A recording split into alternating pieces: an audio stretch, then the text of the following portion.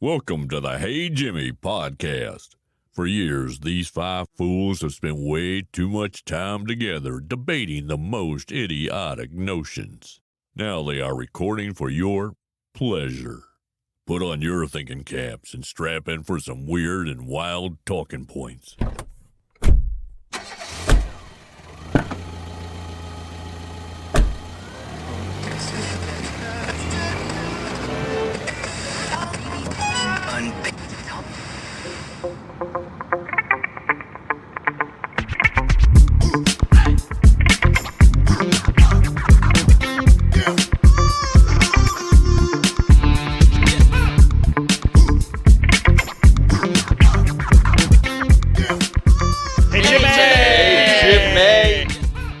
How's it going, everybody? Going fantastic. Great. It's good. It feels like it's been forever since I've seen all of us in one room, whether it's virtual or not. True. It has been a little bit, It yeah. has been. Like, we agree. Yeah, I think the last time we recorded was a good deal ago. But, I mean, that's life, right? Mhm. Such is the way things go. The way the cookie crumbles. None of us even have kids. Could you imagine how much crazier everything would be if any of us had kids? I don't know. I mean, Yeah. you know what? I mean, that shouldn't be too far out for you guys, right? Speak for yourself. Oh, wait, I Steve, mean, it's very far out for me. I don't know. It sounds like you're volunteering. It's just one poor choice away for you. I mean, if you call it a bad choice, I guess. I mean, if you're not married or love that person, I think it's a poor choice. Ladies, our man Steve is single and ready to mingle. Yes. Yes, but I mean, like, there's not too much of the, whole. I don't know how to put it. I don't know how you would put it either. I'm not seeing anybody, so like that situation's not gonna happen just randomly. If I'm probably gonna get into that situation, it's probably because there's something there, and it's already gonna be kind of known about that. So that's just the way I operate. Whatever that means. Anyway, 29. Number 20. Okay, that's a good one.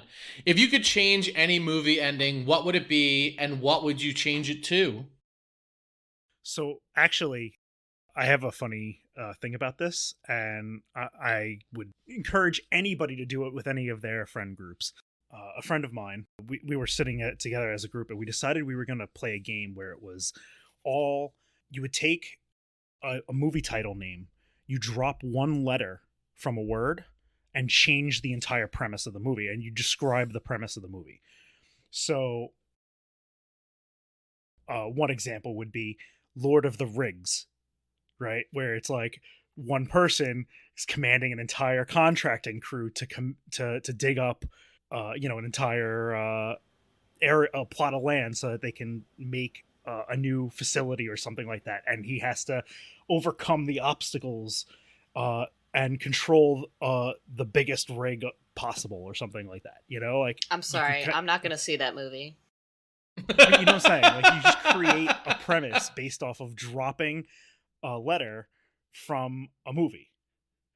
Okay, so is this now topic 29.5, or are we sticking with the prompts? I don't know. Let's off the rails. just get weird with it. Well, I'm just saying, like, that was one thing. So I've kind of done this at some point. So, like, it's kind of another way of doing it. But, like, yeah, pick a movie, create another outcome, like a movie. Anybody want to go first? Like a movie that had like so many flaws, basically like a how it should have ended kind of thing. It's like, oh well, if they just did this one thing, the movie's over. I mean, So wait, are we talking about plot holes? I mean, it could be anything. you're talking about really. changing the whole movie, not just the ending. Well, I mean, So wait, which one? Well, I mean, sometimes changing how someone reacts to a situation could end the whole movie 5 minutes in. Yeah, I mean, there's lots of movies where if somebody just didn't do something stupid, they'd be all right. I think I know what Carrie Ann's would be. Yeah. So what is it? Is it a Endgame or Infinity Wars where what's her face? Black Widow gets the Soul Stone and dies? That's the Spoiler! end game. So instead of Black Widow, it would be Star-Lord, and then we'd never see him in the series again. Oh yeah, fuck Star-Lord. Yeah. Well, I mean, my problems with that are more his personal aspects of it, and I don't like him as an actor anymore. It's both of them for me. I hate his character, and I don't hate Chris Pratt, but I'm not a huge fan. But yeah, I hate Star-Lord. He lost all that weight and became like the least funny person I could imagine. Yeah, everybody. A lot of Parks and Rec fans say they miss the fat Chris Pratt. Well, Fat Chris Pratt was funny. His jokes weren't all about his personal beliefs. Leave it at that. Yeah. I don't know. There's a lot of movies where people just get into situations and if they walked the other way, or they thought, they didn't think that they were like, end of movie, Matrix, he takes the fucking blue pill. Oh my god. Roll credits. Like, that would be an excellent, I think that would be a great mindfuck as like an alternate ending. Like if you walked in and you're like 20 minutes into the movie and they're like, red or blue, and he takes the blue and it just goes, the end. Or you go through the entire series only to discover he never actually left the Matrix, and the whole choice of blue and red pill was irrelevant because it was created by design. That's the whole movie. Yep. Yeah. So the whole, you go through everything only to realize you didn't do anything, and that's the movie. I know, but I think there's a bigger impact is that wanting to be a part of the solution and knowing that there is no solution versus this human wanting to give up and just say, fuck this. I don't care if there's a solution. I don't care if people are fighting. Give me the goddamn blue pill. It's kind of like because the steak character is that's delicious. Eating yeah, As Cypher would exactly. say. That's what I was going. Yeah, I was gonna say, like, that character to me. If you put any other character in that position, that movie's over in 20 minutes. Oh yeah, definitely. So when you have a movie, it's very hard to like watch a movie where it can only be this person in this situation to like make this action adventure or whatever you want to call it work. You know what I mean? That to me is where I get into a movie where if I could change the ending, I would. So one movie where I don't know if the entire movie as a whole was kind of a big pile of trash, but the ending maybe could have saved it, was The Green Knight. If they had actually found a different direction to take the ending rather than having, I don't know, it was just like way too drawn out. The fox just started talking at the end, at which point I literally said in the theater, "Are you fucking kidding me?" Yeah. And it was just kept going on, only to, spoiler alert, find out that none of the stuff actually happened and this guy was chopping his head off. So, I mean, it was what, Gawain? Was it Gawain? Gawain. I feel like it could have had a lot of potential, and the ending made it that much worse, but I feel like it could have had a good amount of redemption with a better ending and maybe ending quite a bit shorter. But I'm not sure if anybody else had the pleasure of seeing that goose egg, but I did not, but don't. Thank you for making sure I don't see it. I've been trying to tell people, don't see it. It's a real fart knocker. I mean, the photography was great, the acting was good, just the story itself was terrible. And then there's stuff from the beginning that they never explained, like his mom, I guess, is a witch or something and summons a monster that ends up coming after him, and I'm like, wait, why is his mom sending a monster after him? Like, they never even bothered to try to explain that. It was just one stupid thing after another. But like I said, I feel like if the ending was better, the movie could have had a lot more redemption. Gotcha. Alex? Yeah, so this isn't a movie, but can I do Game of Thrones? I mean, that's definitely a good option, I guess, in a sense, as far as All things right. that need a better ending. That ends in the first 5 pages if you do it right. True. I'm saying, listen, the whole story as a whole was not so bad. It was just like that last season was so poorly paced. Like, you had people like taking 2-month trips in like a single episode. Meanwhile, everything else that was around it happened over the course of an entire season.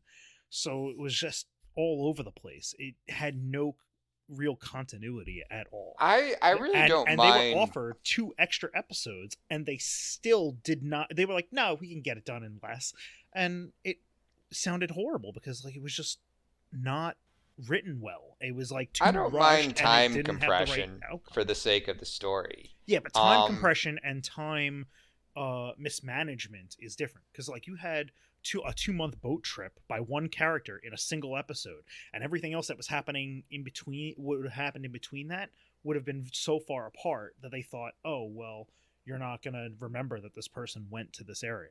Meanwhile, if they just did proper time management with the storytelling, it would have been a whole different feel and vibe in those last 5 episodes.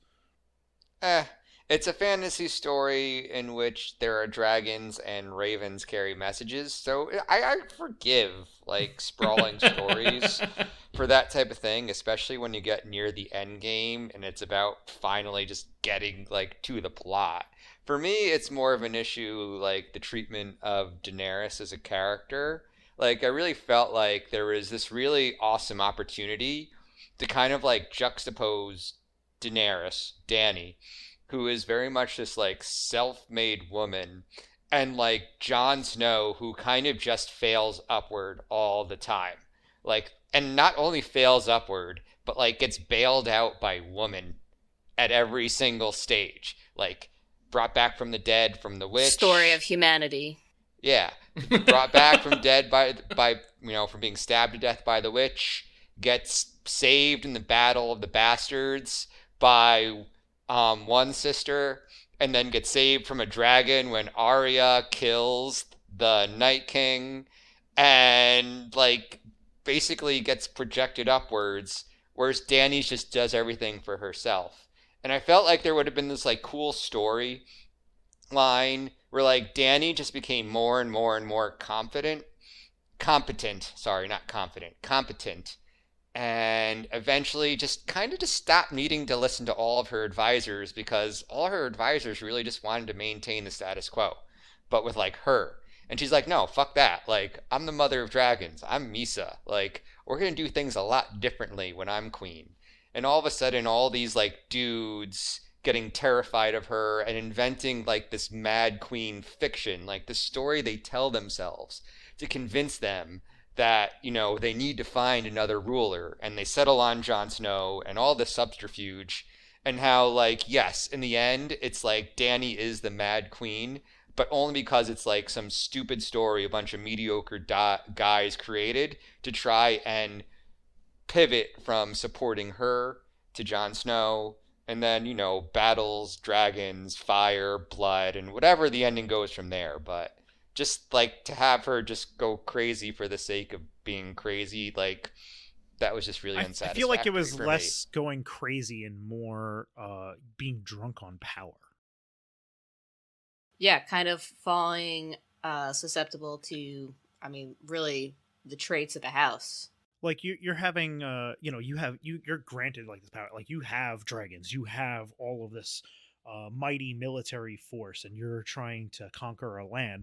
And you're being praised by everybody who's around you as you're going. That can corrupt somebody. That's what they're trying to show you, is that she started with good intentions, and then along the way lost her the part of her that made her appealing to the public.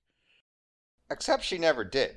She was always willing to show restraint with her dragons. She was always far kinder than she needed to be, given she had like the fantasy equivalent of nuclear weapons, and literally like the only person who had like fantasy equivalent of nuclear weapons. And honestly, she didn't continue to pivot until eventually like everyone just gave her bad advice.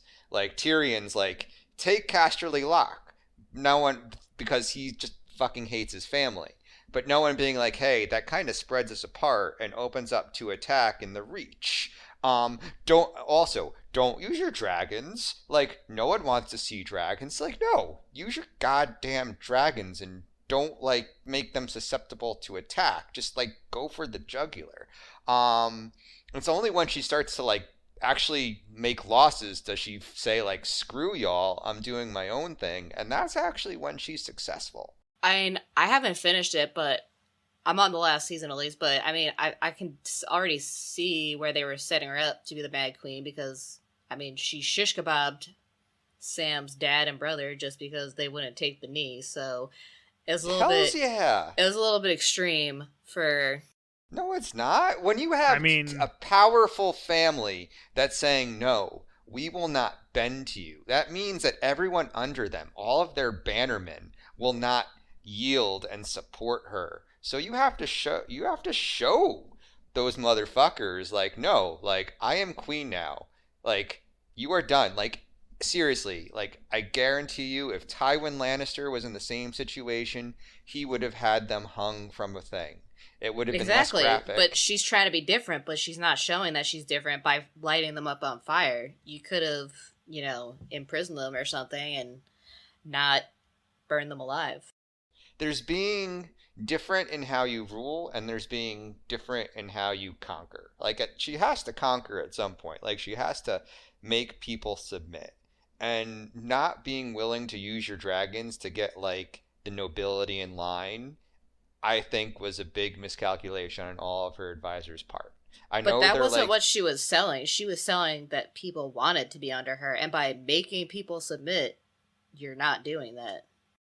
Well, the problem is, remember, we have to think about this through a medieval lens. Like, remember, there's no democracy. No one's going to vote for her, because no one can. What you need to first do is get the court to bend the knee, and then you can start being Misa and being a good and benevolent ruler. But you need to get through the court and the nobility and get into their brains like, yes, you will be fried to bits if you don't get in line with the new wheel, because I'm breaking the fucking wheel.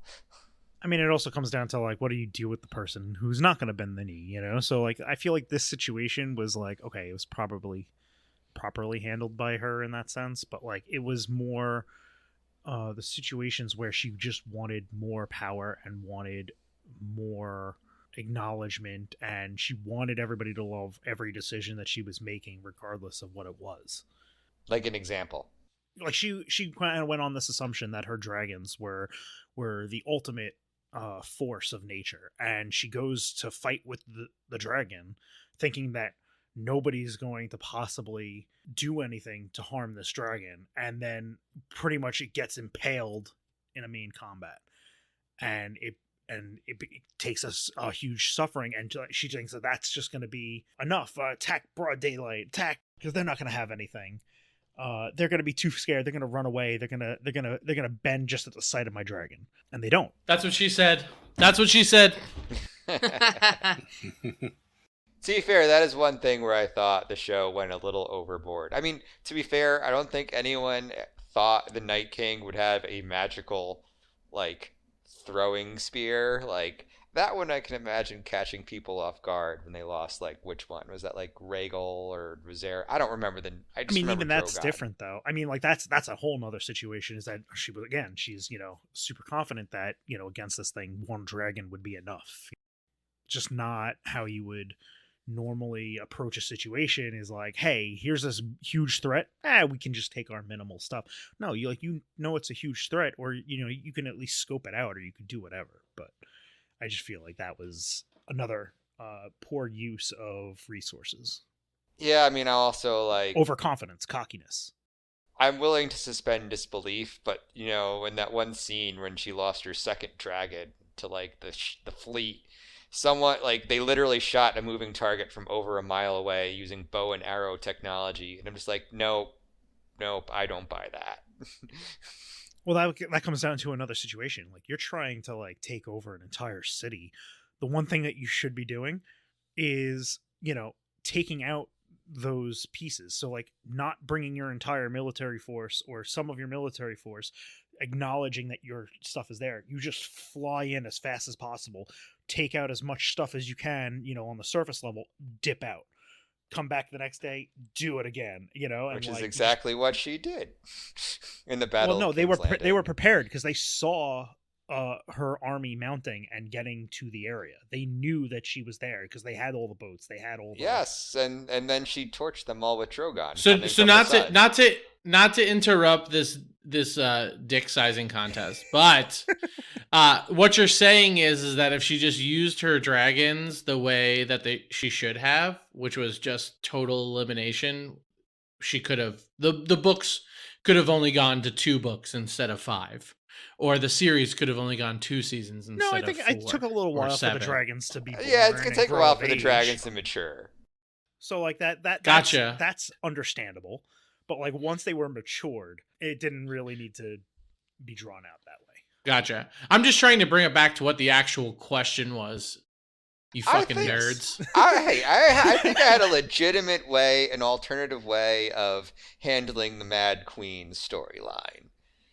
But then again, if we're going to go really realistic, Dany should have just hung out with the Dothraki in the desert, let her dragons grow to be the size of Balerion the Great, and then, like, just torched King's Landing. So, all right. There you go. That was the answer I wanted, like, 10 minutes ago. By the way, Alex, you look like, when the news is trying to interview somebody and they're wanting to remain anonymous. I know. Thank you. I told them that would happen. I'm sorry, it's just That a nice beautiful day backlight. out, and I want to look out my windows. Yeah, you just gotta have the right window blinds open. All right. Does anybody have anything to add to that craziness? George R.R. Martin's disgusting. God, no. Yes. Please finish your goddamn series. I don't care what anybody says, the incest was not necessary. I mean, it was a plot device. No, gross. I mean, they didn't know they were related. It's in the new series too, so he's obviously got some fascination with incest. He's a gross man. Sorry, George R.R. Martin, but you know you are.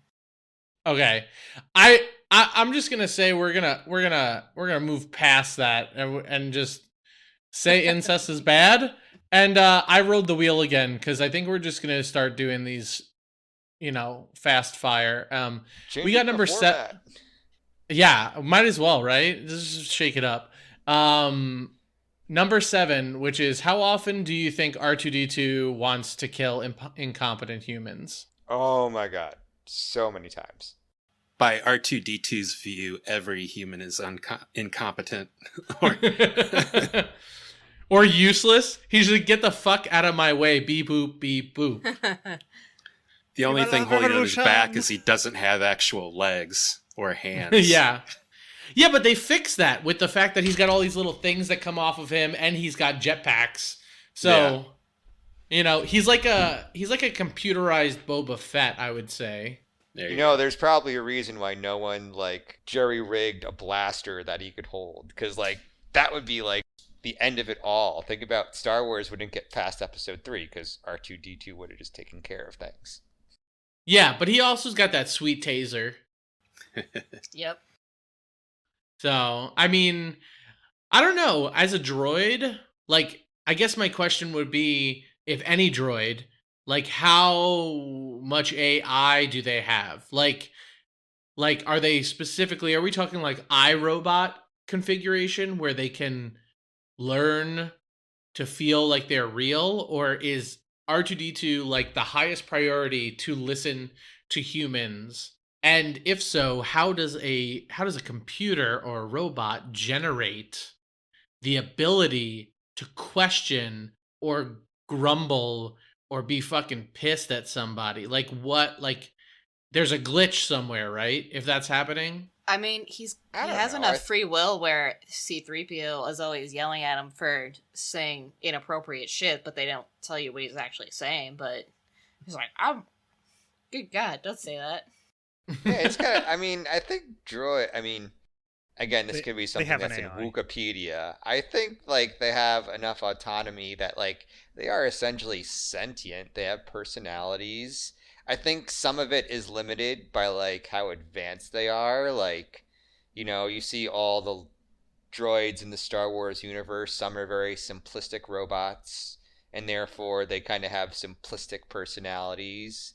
And then you have like full things like C-3PO that can, speak galactic basic and be afraid and really wish Han Solo wouldn't fly through the asteroid field. I mean, they're obviously aware enough to know who they're supposed to be loyal to. Yeah, but is that something that's initially programmed? You know what I mean? Like, is that something that particular robot has been like the control setting has been set to X, Y, and Z? Or is it something that is a learned response, is more of an AI, so they can learn how to interact with that owner or that, you know what I mean? Which is what would make him pissed off and want to fucking shoot you in the back because you're incompetent. I think it's a learned response, just like how we learn. I think there are certainly some robots that are programmed to be bad, but there are also robots that like just learn to be bad because that's their environment. Like, think about Gotcha. all the droids that, like, think about bad BB-8 from The Last Jedi. Like, I'm sure it was Yeah. programmed to, like, do things for the First Order, and it just soaked in all the First Order bullshit and was like, I'm gonna go get the spies when the time came. And then we have in The Mandalorian, we have the assassin droid that is reprogrammed and then makes the choice to be the good guy at the very end. Gotcha. I think they have like a baseline, that they have to follow, and then I think sometimes they change or they get reprogrammed. How much of that is sentience, I am not sure. Yeah, well, I mean, when we get to the point where everybody has a robot in their house in the next, 50 years, I mean, we all have, to a certain degree, a limited amount of robotics in our house, or I don't know what you would call it, like Automation. like Alexa. What'd you say? Automation or something with some sort of AI at this point, right? Like there is a certain otherworldliness to it, but like what if your entire house was AI and your Alexa just like trapped you in your house until you died because it thought you were fucking stupid? Like what if you were like, Alexa, open the door, and it just said, fuck you, buddy? I don't know how I'd feel about that. That's one situation. I would say that's also going to raise some other questions about like, can't you just like That's break when you through throw the a window? chair through the window. Yeah, exactly. Like you just break the window, and that's your solution. Yeah. Well, I mean, now Alexa, you can have like there's so much technology you can put in your house that this little thing can control, or a Google Nest or whatever you want to say. So like at what point does it become like dangerous to have too much connected to some sort of AI? I see Joe's gearing up for a response. Oh, no. I always know. Your head does this when you're ready to respond. Into frame. Well, no, that whole thing just reminds me of that movie. I haven't seen it, but I've heard a lot about it. It's one that I want to see, but Ex Machina. That was a Okay, good one. who's in it? I don't even remember. I don't know Alicia if there's even any. Vikander, what's his name who played Poe Dameron? Oh, Star Wars. Oscar Oscar Isaac. Oscar Isaac. Yeah. Domhnall Gleeson. What is it about? Is it like exactly what we're talking about? Where like Pretty much. what if AI? Oh, okay, that actually sounds like a good place to start some research.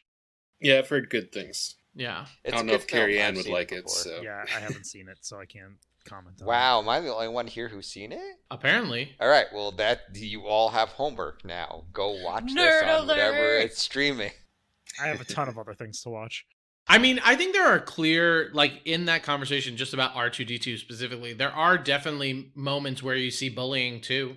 So we will get to a point where AI can bully other AI. Oh, I mean, it's already kind of happened. They start developing their own personalities, and they're of bad-natured people. That happens. Like, Ultron. they already did. Yeah, an I was experiment going to on say the Twitter same about it. thing. I was going to say the same thing. We're pretty far from the whole MCU Ultron thing, so I don't think we have much to worry about. Yeah, but You think so? I don't think so. Oh, I think yeah. there's some secret cave where they're making shit like that all day. I doubt it. I don't think we really have that kind of technology yet, but like it only takes somebody the ability to create that level of mechanical engineering to create a full body, robot that can move like a human to really kind of cause us problems. Really, I think our biggest fear is just having things hacked by bullies, human bullies. That's the real Not big so thing much the is computers actually taking over. hacking into one of those robots that are very functional. That is Not even that. Just like being able to hack into the systems that are governing your house and causing mayhem by turning up the heat to 100 degrees in summer, or hacking in and turning off your heat during winter and letting your pipes freeze and stuff like that. Yeah, what type of would that be considered, like AI bullying, or like what would you call that?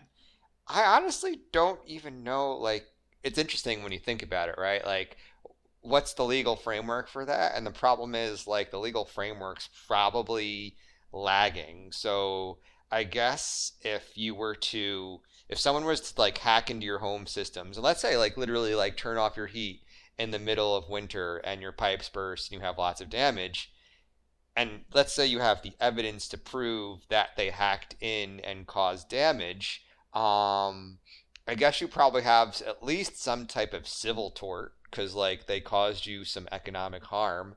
Well, I mean, if you Criminally, could trace it's back the not- situation, that you can legally, reprimand somebody just for the fact that you know who it is. Like, Oh, yeah. if they trace it back to somebody and they know who it is and they can catch that person is already held to a legal standard. So, like, if that, Yeah, but I mean, we're not like, what talking is about it? Like, anything you different can that already sue them exists. for damages, but would it be like vandalism? Because it's not breaking and entering. Because at no point did they actually No, like it would be harassment, invasion of privacy. invasion of anything privacy in isn't that- a thing, assault. Steve. It would be assault. I mean, it's potentially assault, but I don't And, know. well, there, Like, there are things that are kind of invasion of privacy, but like they're not called that. I don't know. Certain laws are written pretty specifically that's part of the problem, is that because they're written so specifically, they don't cover virtual crimes, and so that's why the law's been having a tough time catching up with virtual crimes. Yeah, but they've already there's already been a ton of establishments, a ton of established things that say that non-direct action can be associated with assault. So if you're constantly hacking into somebody's environment and turning up their heat to 140 degrees, that can be seen as assault.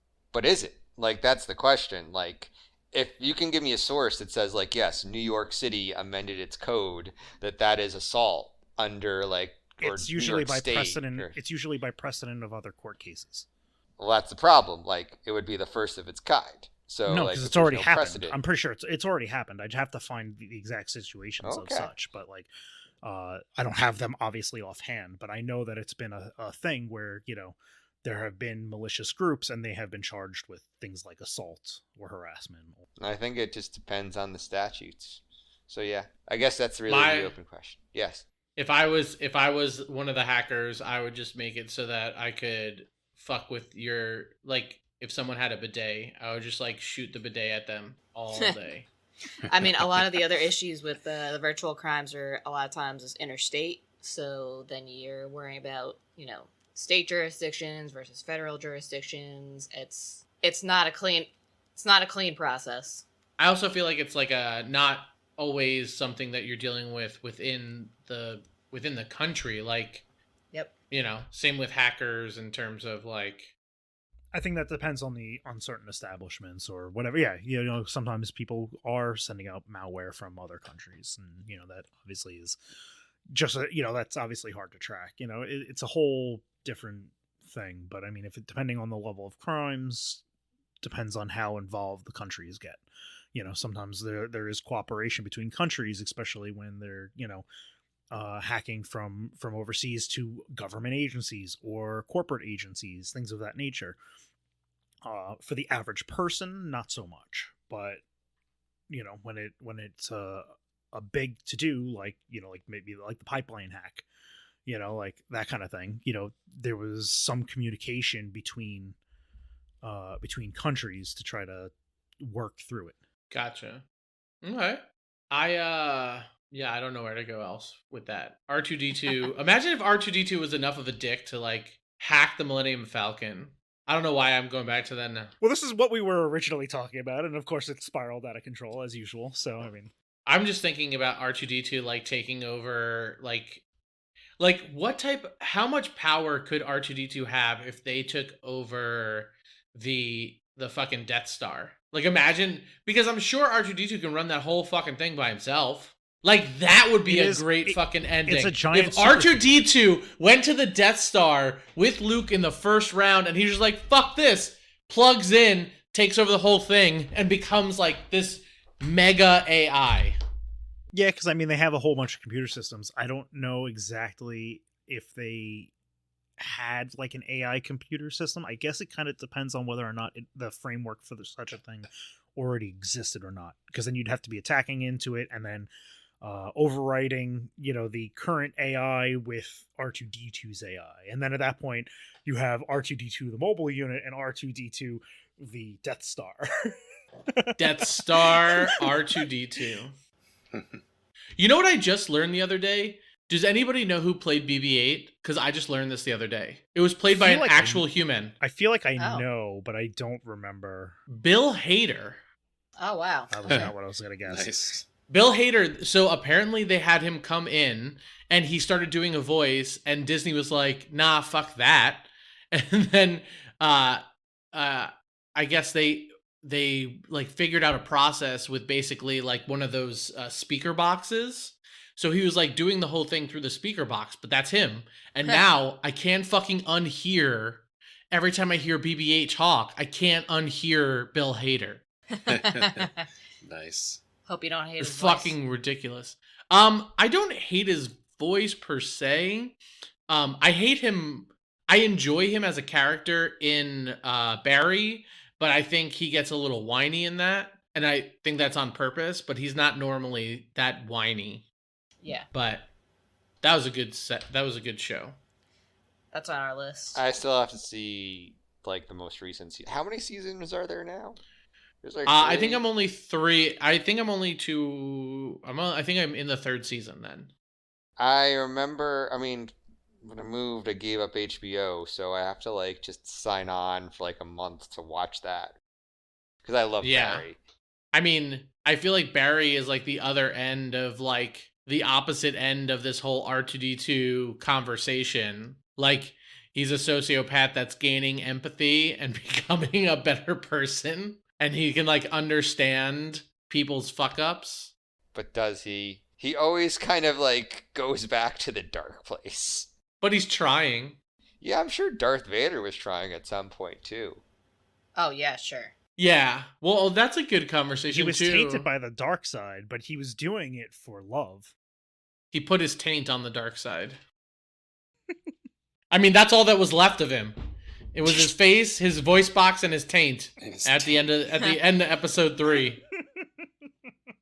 I saw a meme of that whole scene where somebody just did it with marshmallows, and it was like a marshmallow sitting on the side saying, "You were the chosen one," and then there was just another marshmallow stuck in the middle of a fire, and the voiceover was like, "I hate you."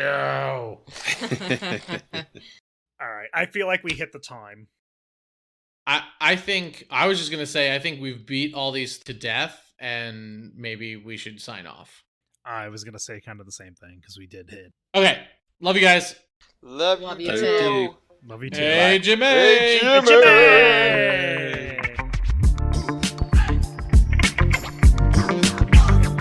Thanks for listening to Hey Jimmy. Big shout out to Anthony Morantz for our voiceover, Skane Music for creating our intro, and Sergio Duarte for creating our cover art. All artists can be found on the freelance platform Fiverr. You can catch Hey Jimmy every week on all major streaming platforms.